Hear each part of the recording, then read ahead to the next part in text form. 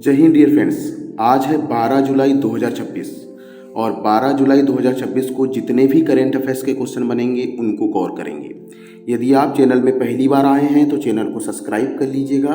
Subscribe करने के बाद बेल के आइकन को जरूर दबाइएगा, जिससे कि हमारी वीडियो को नोटिफिकेशन समय समय पर आपको मिलते रहे।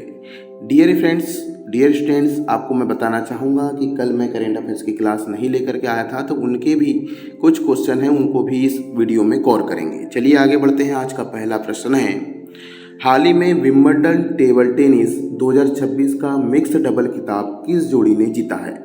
ए मार्सेलो अरेओला और Jelena Ostapenko, B Storm Hunter और मार्क पोलमेंस, सी नोवाक जोकोविच और एलेना, डी कार्लोस अल्फराज और कोको गॉफ। तो इसका सही आंसर है Wimbledon table tennis mix double का खिताब जो जीता है, इस जोड़ी का नाम है मार्सेलो अरेवालो और जेलेना ओस्टापेंको। विंबलडन, ठीक है,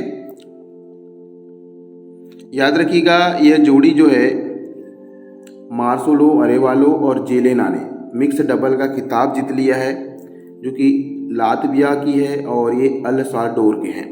इसके उप विजेता की अगर बात करें, सेकेंड नंबर पर रहा है स्टॉर्म हंटर और मार्क पोलमेंस। ऑस्ट्रेलिया की जोड़ी है, इनको हरा करके विंबलडन का मिक्स डबल का खिताब जीता है। फाइनल स्कोर की अगर बात करें तो इस जोड़ी ने 4-6, 7-5 और 6-2 से मुकाबला अपने नाम किया है। लगभग मैच 1 घंटा 56 मिनट चला है। यह अरेवालो ओस्टापेंको की जोड़ी का पहला मिक्स डबल ग्रैंड स्लैम और पहला विंबलडन खिताब है, ठीक है। बात आई है टेनिस की, तो हाल ही में ऑस्ट्रेलिया ओपन 2026 संपन्न हुआ, जिसमें पुरुष एकल का खिताब स्पेन के कार्लोस अल्काराज और महिला एकल का खिताब कजाकिस्तान की एलेना रैबाकिना ने जीता। वहीं फ्रेंच ओपन 2026 का खिताब पुरुष एकल में जर्मनी के एलेक्जेंडर जेवेरेव और महिला एकल में रूस की मीरा एंड्रीवा ने जीता है। ये दोनों ने खिताब जीता है। और बात करें विंबलडन 2026 की, तो पुरुष एकल में डिफेंस चैंपियन जानिक सीनियर है, लेकिन 2026 के अपडेट के अनुसार महिला एकल का खिताब चेक गणराज्य की लिंडा नोस्का ने जीता है। यूनाइटेड कप 2026 की अगर बात करें तो मिश्रित टीम टेनिस टूर्नामेंट का पोलैंड की टीम ने स्विट्जरलैंड को हराकर यह जीता है। यूनाइटेड कप 2026 का मिश्रित टीम का खिताब जीता है पोलैंड ने। आगे बढ़ते हैं, देखते हैं अगला महत्वपूर्ण क्वेश्चन। ये बहुत ही ज़्यादा इंपॉर्टेंट है और हर एग्जाम में ये पूछा जा सकता है। मेघालय अनानास महोत्सव 2026 के चौथे संस्करण का उद्घाटन कहाँ किया गया? ए प्रगति मैदान नई दिल्ली, बी इंडिया गेट नई दिल्ली, सी दिल्ली हाट नई दिल्ली, डी विज्ञान भवन नई दिल्ली। तो डियर स्टूडेंट, इसका जो सही आंसर है वो है दिल्ली हाट नई दिल्ली। याद रखिएगा, नाम है मेघालय अनानास महोत्सव 2026, लेकिन आयोजन किया गया है दिल्ली हाट नई दिल्ली में। और ये कौन सा संस्करण था? ये चौथा संस्करण था और इसका आयोजन 10 जुलाई 2026 को किया गया। उद्घाटन किसने किया? तो हमारे केंद्रीय मंत्री ज्योतिरादित्य सिंधिया और मेघालय के मुख्यमंत्री कानराड संगमा ने संयुक्त रूप से महोत्सव का उद्घाटन किया। आपको बता दें कि केंद्रीय मंत्री जो हैं ज्योतिरादित्य सिंधिया वर्तमान में पूर्वोत्तर क्षेत्र विकास के मंत्री हैं।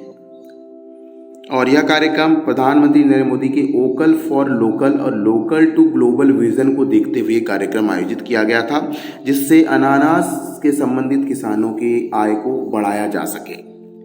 अगला महत्वपूर्ण क्वेश्चन देखते हैं। हाल ही में कुछ महोत्सव का आयोजन किया गया, जैसे उन्नत कृषि महोत्सव। ये हुआ था रायसेन मध्य प्रदेश में, कृषि विपणन उन्नत खेती के लिए। और वहीं पर जागतिक ग्लोबल कृषि महोत्सव का आयोजन नासिक महाराष्ट्र में हुआ, कृषि तकनीकी और नवाचार के प्रदर्शन हेतु। वहीं पर किसान एग्री एंड एग्रोटेक एक्सपो 2026 का आयोजन आंध्र प्रदेश के विजयवाड़ा अमरावती में हुआ। हाल ही में लखनऊ आम महोत्सव का आयोजन लखनऊ में किया गया, आम के उत्पादन और बागवानी को बढ़ावा देने के लिए। वहीं पर त्रिपुरा ग्लोबल पाइनएप्पल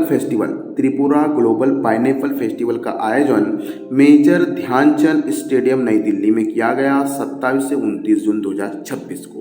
तो कुछ महत्वपूर्ण आयोजन थे जो कि एग्जाम की दृष्टि से इंपॉर्टेंट है। जब भी आप करंट अफेयर्स क्वेश्चन बने तो उससे रिलेटेड उससे जुड़े हुए करंट अफेयर्स भी जरूर पढ़ें। अगला क्वेश्चन है, दिल्ली की कोकिला के नाम से प्रसिद्ध प्रख्यात पार्श्व गायिका जिनका 88 वर्ष की आयु में मैसूर में निधन हुआ वे कौन थी? A P Susheela, B K S Chitra, C S Janaki, D Lata Mangeshkar. तो दक्षिण की कोकिला नाम से प्रसिद्ध इस गायिका का नाम है एस जानकी, जिनका हाल ही में निधन हो गया है। 88 वर्ष की उम्र में इनका निधन हुआ है मैसूर कर्नाटक में। और ये लगभग 48,000 गीत गा चुके हैं, कन्नड़, तमिल, तेलुगु, मलयालम, हिंदी में कई सारी भाषाओं में, और इन्हें 4 राष्ट्रीय फिल्म पुरस्कार भी मिल चुके हैं, राज्य के 33 राज्य पुरस्कार, और इन्हें भारत सरकार ने पद्म भूषण से भी सम्मानित किया है। नाम याद रखिएगा, एस जानकी गायकी से संबंधित है। इनका नाम है दक्षिण की कोकिला। निधन की अगर बात करें तो हाल ही में देवेंद्र सिंह गर्जा पूर्व मंत्री रहे हैं। जब भी निधन की बात आती है तो किस क्षेत्र से संबंधित है, किस राज्य से हैं, उनका नाम जरूर याद रखें। जैसे थॉमस कुथिरवट्टम, ओलंपिक स्वर्ण पदक विजेता हॉकी खिलाड़ी, प्रशांत तामांग, इंडियन आइडल 3 के विजेता, अजीत पवार, महाराष्ट्र के उप मुख्यमंत्री, SP वेंकटेश, प्रसिद्ध मलयालम फिल्म संगीतकार, R नल्लाकन्नू, वरिष्ठ CPI नेता, प्रो TK वुमेन समाजशास्त्री है, डॉक्टर विजयपत सिंघानिया उद्योगपति हैं, रेमंड ग्रुप के चेयरमैन हैं, राहुल अरुणोदय बनर्जी बंगाली फिल्म अभिनेता हैं, E.A. राजचंद्रन मलयालम अभिनेता, गलबर्डसन संगमा प्रसिद्ध फुटबॉल खिलाड़ी, और आशा भोसले भारत रत्न से सम्मानित महान गायिका, नांदेडला भास्कर राव आंध्र प्रदेश के पूर्व मुख्यमंत्री, शिव रतन अग्रवाल बीकाजी फूड्स के चेयरमैन, भगवान दास रायकवार पद्मश्री सम्मानित बुंदेली मार्शल आर्ट के प्रणेता, सुदेश कुमार हिंदी अभिनेता, रमाकांत दायमा फिल्म के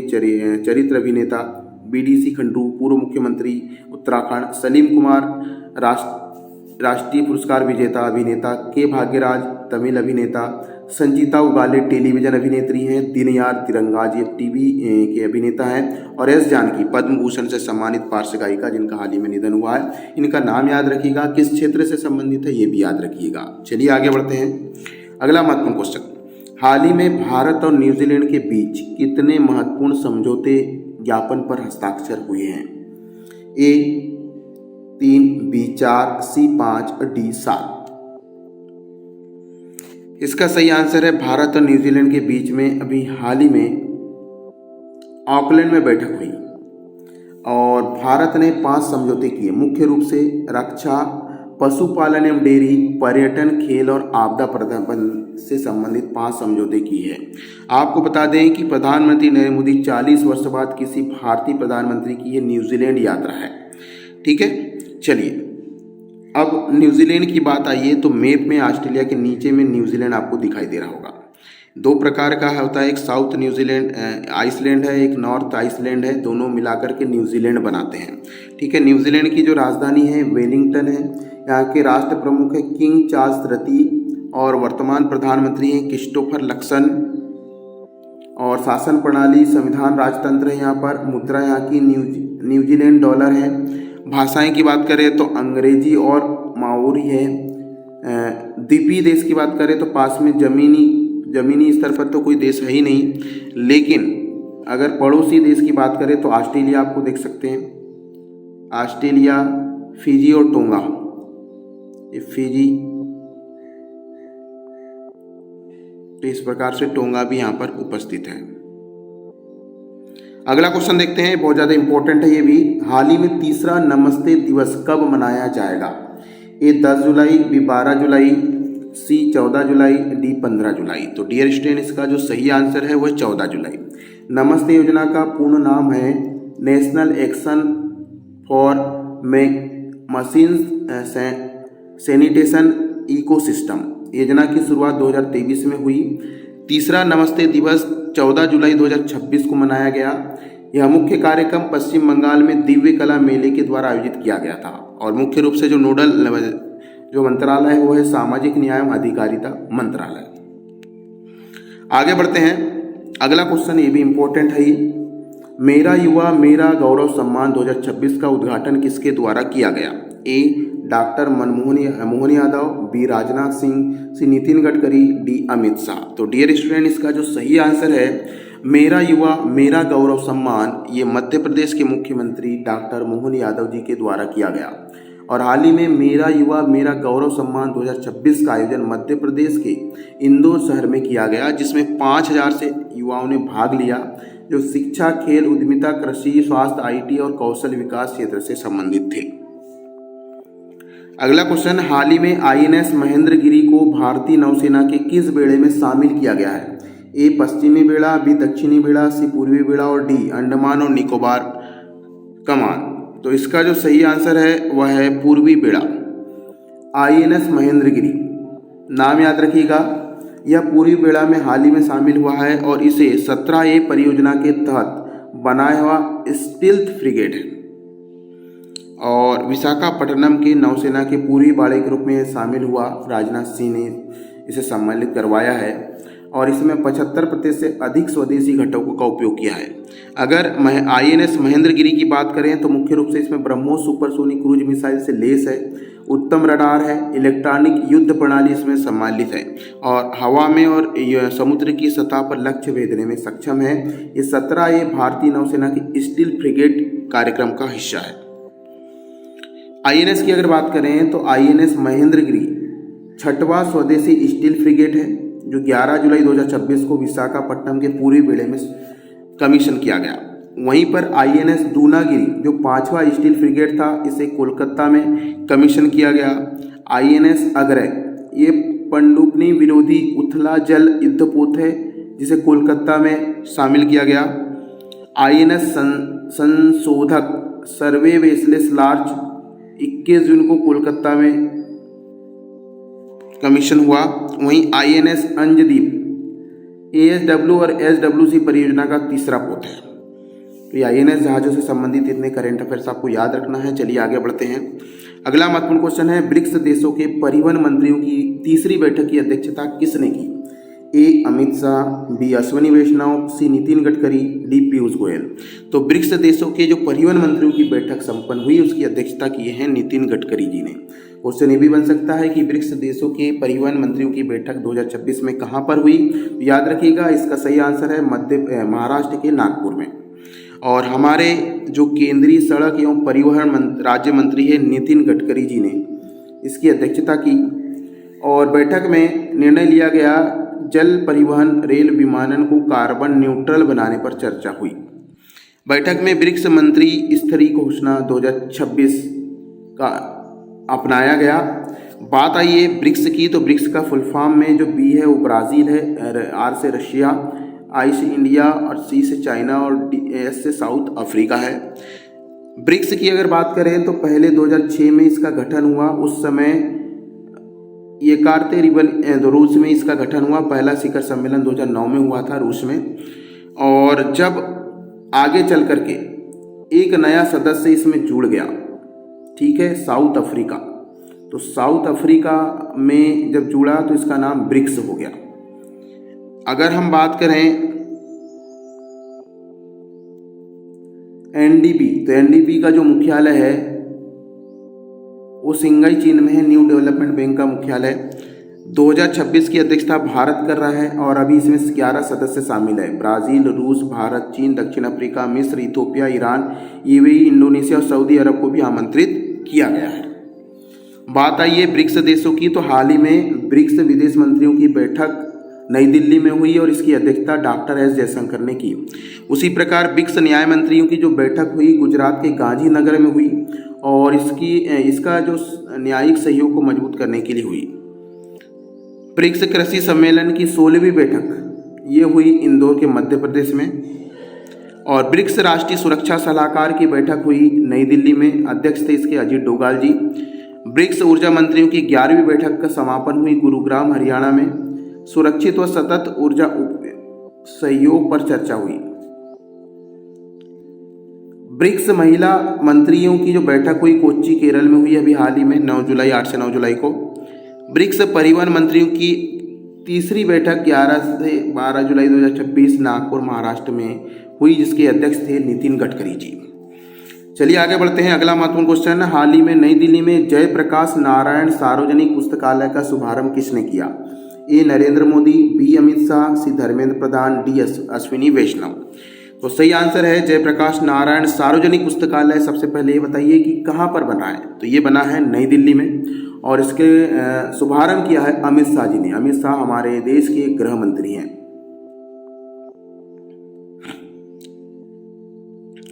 अगला महत्वपूर्ण क्वेश्चन, हाल ही में केंद्र सरकार ने लगभग 15,000 पवित्र उपवनों के संरक्षण एवं पुनरुद्धार के लिए किस योजना को मंजूरी दी है?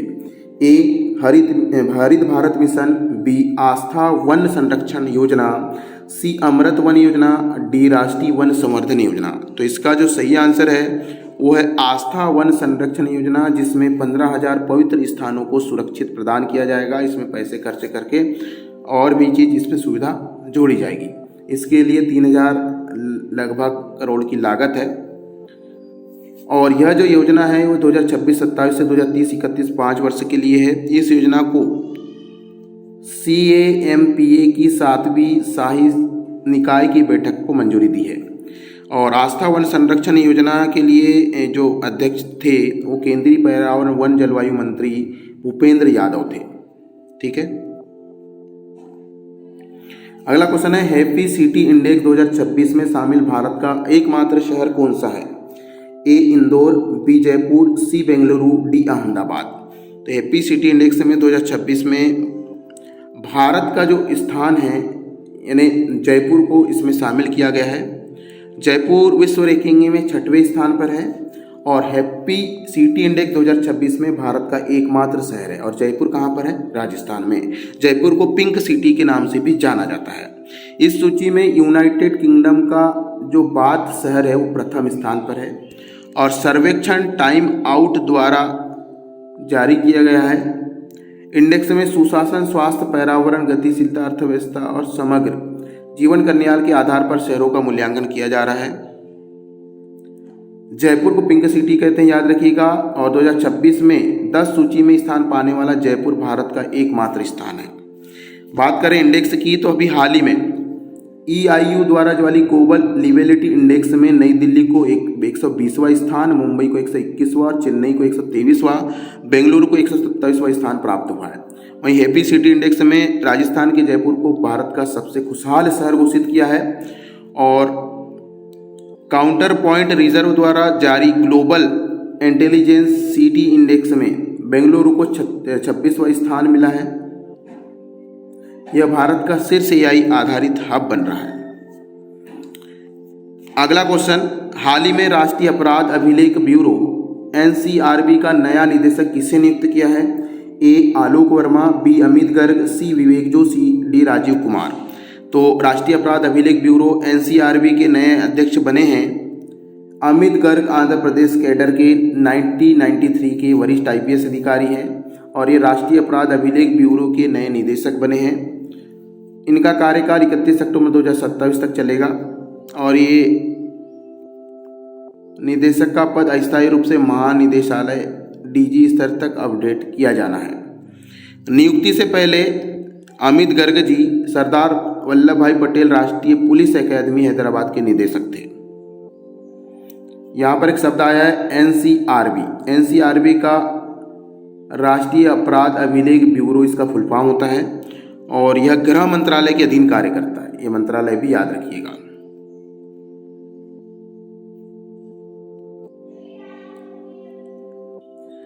कल 11 जुलाई को भी हम करंट अफेयर्स के क्वेश्चन नहीं लेकर के आए थे, इसलिए आज हम उन क्वेश्चन को कवर करते हैं। आज का पहला क्वेश्चन है, अगला क्वेश्चन, विश्व जनसंख्या दिवस प्रत्येक वर्ष कब मनाया जाता है? ए 5 जून, बी 8 मार्च, सी 11 जुलाई, डी 24 अक्टूबर। तो डियर स्टूडेंट, विश्व जनसंख्या दिवस हम हर साल 11 जुलाई को मनाते हैं क्योंकि 1989 में संयुक्त राष्ट्र विकास कार्यक्रम द्वारा इसकी शुरुआत की गई। और पहला जनसंख्या दिवस कब मनाया गया? तो पहला विश्व जनसंख्या दिवस 11 जुलाई 1990 को मनाया गया। विश्व जनसंख्या पहली बार 5 अरब होने के कारण इस तिथि का चयन किया गया है। यह दिवस का उद्देश्य है समृद्धि, परिवार नियोजन और लैंगिक समानता, मातृ स्वास्थ्य और सतत विकास के प्रति जागरूकता। 2026 में जो विश्व जनसंख्या दिवस बनाया गया था उसकी थीम पूछी जा सकती है, तो उसकी थीम है युवाओं की आशाओं और महत्वाकांक्षा को साकार करना और वर्तमान और भविष्य के लिए। हाँ, याद रखिएगा 10 जुलाई को ही अंतर्राष्ट्रीय एसेंशियल ऑयल दिवस मनाया जाता है। अब जुलाई माह के अंतर्राष्ट्रीय दिवस देख लेते हैं। जैसे 2 जुलाई को विश्व खेल पत्रकार दिवस, 6 जुलाई को विश्व जुनूसिस दिवस, विश्व स्वाहिली भाषा दिवस हम 7 जुलाई को मनाए हैं और अंतर्राष्ट्रीय सहकारिता दिवस हम पहले शनिवार को मनाते हैं। विश्व जनसंख्या दिवस 11 जुलाई, विश्व युवा कौशल दिवस 15 जुलाई, अंतर्राष्ट्रीय न्याय दिवस 17 जुलाई, अंतर्राष्ट्रीय नेल्सन मंडेला दिवस 18 जुलाई, अंतर्राष्ट्रीय शतरंज दिवस 20 जुलाई, विश्व डूबने से बचाव दिवस 25 जुलाई, मैंग्रोव पारिस्थितिक तंत्र संरक्षण का अंतर्राष्ट्रीय दिवस 26 जुलाई, विश्व हेपेटाइट दिवस 28 जुलाई, अंतर्राष्ट्रीय बाघ दिवस 29 जुलाई, अंतर्राष्ट्रीय मैत्री दिवस 30 जुलाई, मानव तस्करी के विरुद्ध विश्व दिवस 30 जुलाई को ही मनाया जाता है। अगला क्वेश्चन है, हाल ही में नेशनल जीसीसी बिजनेस समिट 2026 को किसने संबोधित किया? ए पीयूष गोयल, बी अश्विनी वैष्णव, सी निर्मला सीतारमण, डी एस जयशंकर। तो नेशनल जीसीसी बिजनेस समिट हुई जिसमें सभी छात्र छात्राओं को बता दें कि इसके समिट का जो संबोधित किया सर्वप्रथम वो है निर्मला सीतारमण, जो कि वित्त मंत्री हैं। और जीसीसी बिजनेस समिट का आयोजन कहाँ किया गया था, ये क्वेश्चन पूछा जा सकता है। तो दिल्ली में, नई दिल्ली में किया गया था। और यह समिट भारतीय उद्योग परिसंघ द्वारा आयोजित की गई थी, जिसमें 2100 से अधिक वैश्विक क्षमता वाले जीसीसीएस कार्यरत हैं। इस जीसीसी में लगभग 23 लाख पेशेवर प्रत्यक्ष रूप से कार्यरत हैं और 100 अरब अमेरिकी डॉलर द्वारा वार्षिक राजस्व प्राप्त हुआ है। ठीक है। अगला क्वेश्चन है, हाल ही में तमिलनाडु की बहुमूल्य पूरा अवशेषों को किस देश ने भारत को लौटाया है? A America, B France, C Australia, D Japan. Tamil Nadu की बहुमूल्य जो मूर्तियां थी उसको लौटाया है अभी हाल ही में ऑस्ट्रेलिया में, क्योंकि अभी ऑस्ट्रेलिया का दौरे पर थे प्रधानमंत्री नरेंद्र मोदी जी, और वहीं से तमिलनाडु की बहुमूल्य पुरावशेष को लौटा दिया है ऑस्ट्रेलिया ने। ऑस्ट्रेलिया के नाम से एक बार नारा लगा दे, भारत के नाम से जय हिंद लिख दें। हाँ, यह पल भारत विरासत भी और विकास भी और विरासत की नीति का महत्वपूर्ण हिस्सा है। सामान वापस की अगर बात करें तो तस्करी नेटवर्क के बरामद 19 बहुमूल्य और प्राचीन कलाकृतियां अमेरिका ने 28 अप्रैल को भारत को लौटाई है। लीडेन विश्वविद्यालय ने चोल वंश की अनाई मंगलम तांबे की प्लेटें भारत को सौंपी है नीदरलैंड ने। और ऑक्सफोर्ड संग्रहालय ने सेंट तिरुमई अलवर व गणेश जी की सहित 5 प्राचीन कांस्य प्रतिमाएं भारत को सौंपी है। ठीक है, ब्रिटेन ने। और वहीं पर स्मिथसोनियन संग्रहालय ने शिव नटराज और सोमस्कंद सहित 3 प्राचीन मूर्तियों को भारत को लौटाई है अमेरिका ने। ऑस्ट्रेलिया ने भी हाल ही में देवी भद्रकाली का त्रिशूल, नंदी की मूर्ति और कार्तिकेय की प्रतिमा भारत को सौंपने की घोषणा की है। ठीक है। अगला क्वेश्चन है, 14 जुलाई 2026 को अंतर्राष्ट्रीय अंतरिक्ष स्टेशन के लिए रवाना होने वाले भारतीय मूल के नासा अंतरिक्ष यात्री का नाम क्या है?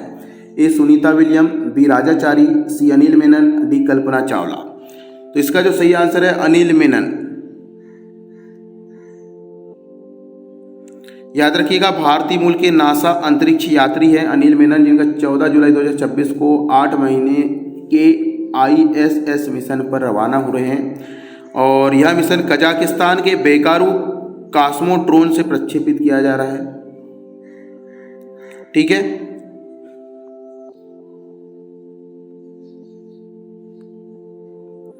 अंतर्राष्ट्रीय स्टेशन की अगर बात करें तो अभी हाल ही में नासा के अंतरिक्ष यात्री हैं रिड विस्मैन और विक्टर ग्लोवर और क्रिस्टियाना कोच। ये 1 अप्रैल 2026 को अंतरिक्ष की उड़ान पर गए। और वहीं पर कनाडीय अंतरिक्ष एजेंसी के अंतरिक्ष यात्री जेरेमनी हेनसेन ने अमेरिकी दल के साथ 1 अप्रैल 2026 को चंद्रमा की परिक्रमा करने वाले ऐतिहासिक मिशन पर उड़ान भरी। सभी जो यात्री अभी अंतरिक्ष स्टेशन पर गए हैं वो 10 अप्रैल 2026 को वापस आ जाएंगे। अगला क्वेश्चन है, हाल ही में मुख्यमंत्री शिक्षक कैशलेस चिकित्सा योजना का शुभारंभ किस राज्य में किया गया? ए मध्य प्रदेश, बी राजस्थान, सी उत्तर प्रदेश, डी बिहार। तो मुख्यमंत्री शिक्षक कैशलेस चिकित्सा योजना का शुभारंभ किया है उत्तर प्रदेश ने। उत्तर प्रदेश ने 8 जुलाई 2026 को वाराणसी में मुख्यमंत्री शिक्षक कैशलेस चिकित्सा शुरू किया है, जिसमें प्रत्येक शिक्षक परिवार के प्रत्येक सदस्य को 5 लाख तक का 1 साल में बीमा उपचार दिया जाएगा।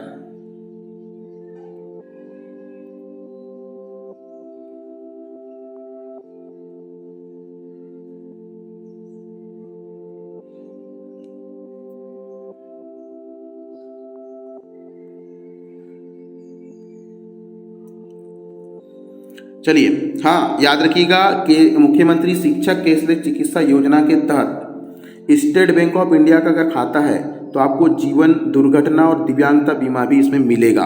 और शिक्षक और शिक्षा साथियों को 1 करोड़ तक का जीवन बीमा भी घोषित किया गया है। कैशलेस चिकित्सा योजना की बात करें तो अभी हाल ही में मुख्यमंत्री सेहत योजना पंजाब ने शुरू की है और राज्य के सभी 65 लाख निवासियों परिवारों के लिए कोई सीमा नहीं है आय की। लाभ प्रति परिवार प्रति वर्ष 10 लाख तक का मुफ्त कैशलेस उपचार किया जाएगा पंजाब में। चलिए अगला क्वेश्चन है, हाल ही में ग्लोबल लिवेबिलिटी इंडेक्स 2026 में नई दिल्ली का स्थान कौन सा है? A 98, B 120, C 127, D 140। बताइए। इसका जो सही आंसर है वह है 120वां। ग्लोबल लिवेबिलिटी इंडेक्स का प्रकाशन इकोनॉमिक्स इंटेलिजेंस यूनिट द्वारा प्रतिवर्ष किया जाता है और इसमें इस बार 173 शहरों का मूल्यांकन किया गया और मूल्यांकन की 5 श्रेणियां इसमें शामिल की गई थी: स्थिरता, स्वास्थ्य सेवा, संस्कृतियों, पर्यावरण, शिक्षा और बुनियादी ढांचा। नई दिल्ली को 120वां स्थान मिला है 48.1 अंक के साथ। भारतीय शहर में मुंबई को 121वां, चेन्नई को 123वां और बेंगलुरु को 123वां स्थान मिला है। तो ये स्थान याद रखिएगा किस शहर को कौन सा स्थान मिला है। अगला क्वेश्चन, अब इंडेक्स की बात आई है तो स्वच्छ सर्वेक्षण 2026 में भारत का सबसे स्वच्छ शहर है इंदौर। ग्लोबल लिवेबिलिटी इंडेक्स 2026 में नई दिल्ली 120वें स्थान पर है। रिस्पॉन्सिबल नेशनल इंडेक्स 2026 में भारत 16वें स्थान पर है। ग्लोबल फायर पार्क, इसमें भारत 4वीं सैन्य शक्ति है। क्लाइमेट चेंज परफॉर्मेंस इंडेक्स 2026 में भारत 23वां है। हेनल पासपोर्ट इंडेक्स 2026 में भारत का 75वां स्थान है। ग्लोबल इनोवेशन इंडेक्स 2026 में भारत का 38वां स्थान है। ग्लोबल सॉफ्ट पावर इंडेक्स 2026 में भारत का 29वां स्थान है। क्यूआर वर्ल्ड यूनिवर्सिटी रैंकिंग में IISc बेंगलुरु कंप्यूटर साइंस में 96वें स्थान पर है। Brand financial global 500 Tata group का 6वां ग्रुप है।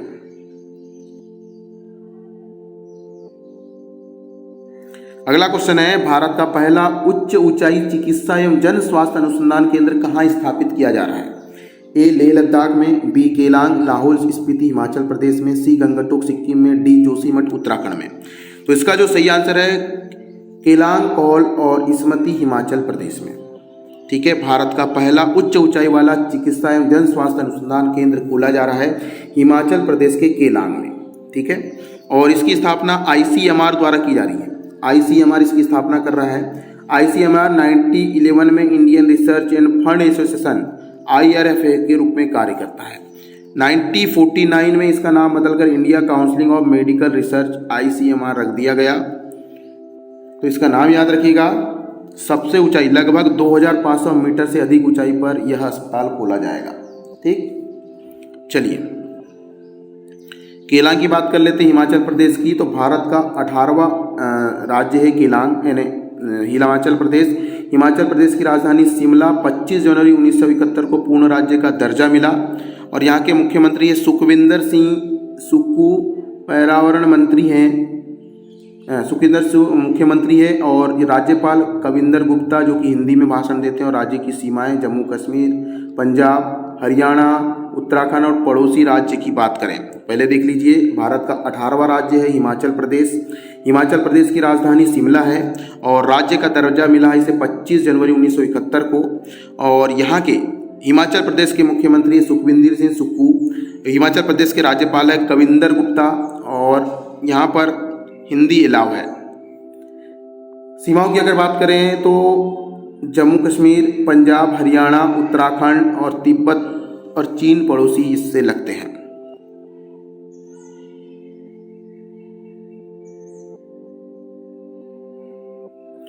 अगला क्वेश्चन है, हाल ही में भारतीय वन्यजीव संस्थान WII सोसाइटी की 38वीं बैठक का आयोजित कहाँ की गई? A Dehradun Uttarakhand, B Bhopal Madhya Pradesh, C Coimbatore Tamil Nadu, D Guwahati Assam. तो इसका जो सही आंसर है कोयम्बटूर तमिलनाडु। भारतीय वन्यजीव संस्थान WII पर्यावरण एवं जलवायु परिवर्तन मंत्रालय के अधीन कार्य करता है। WII का जो मुख्यालय है देहरादून उत्तराखंड में है और इसकी 28वीं बैठक 9 जुलाई को कोयम्बटूर में कास्फो में स्थापित की गई। बैठक की जो अध्यक्षता है वो केंद्रीय पर्यावरण वन जलवायु मंत्री भूपेंद्र यादव जी ने किया।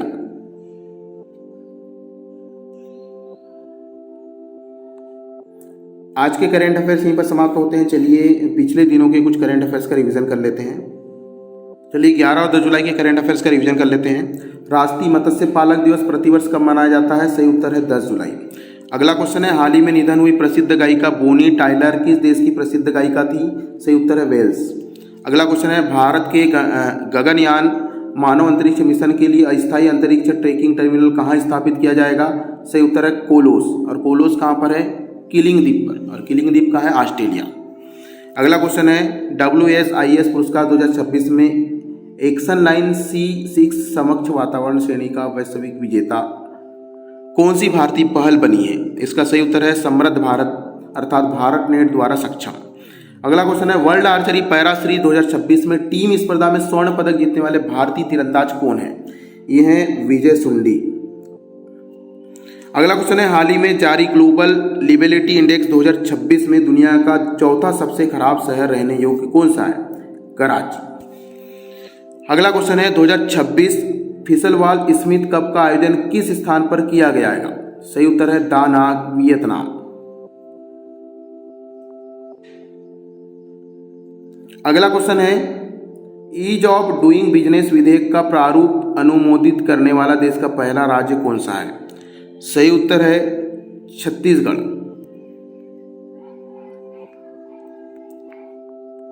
अगला क्वेश्चन, हाल ही में वैश्विक ऊर्जा स्वतंत्रता दिवस हर वर्ष कब मनाया जाता है? सही उत्तर है 10 जुलाई। अगला क्वेश्चन है, केंद्रीय सरकार ने किस राज्य के खोपरा और तोतापुरी आमों की खरीद को मंजूरी दी है? सही उत्तर है तमिलनाडु।